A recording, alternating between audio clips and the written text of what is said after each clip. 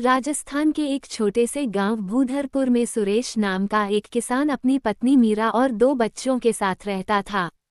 सुरेश बचपन से ही खेतों में काम करता आया था। खेती ही उसका धर्म, कर्म और जीवन थी।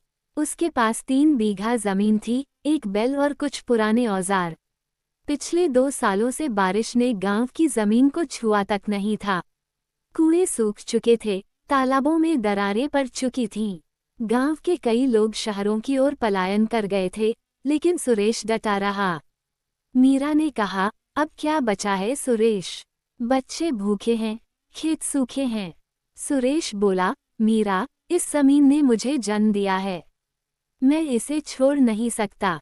जब तक आखिरी सांस है, मैं इसके लिए लड़ूंगा।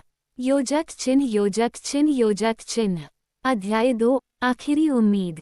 एक दिन सुरेश को अखबार में एक छोटी सी खबर दिखी, सरकार द्वारा सूखा प्रभावित किसानों के लिए जल संरक्षण योजना लागू।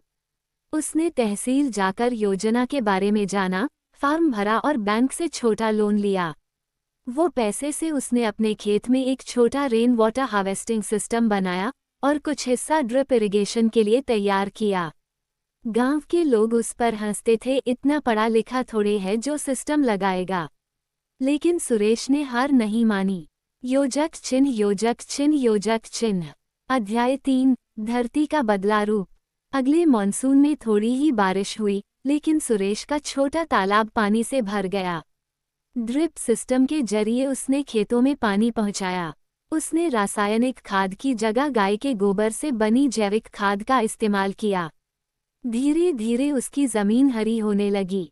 जहां पहले मिट्टी में दरारें थीं, अब फसलें लहलहा रही थीं। उसकी सब्जियां आसपास के कस्बों में बिकने लगी और लोग हैरान थे, ये वही सूखा खेत है।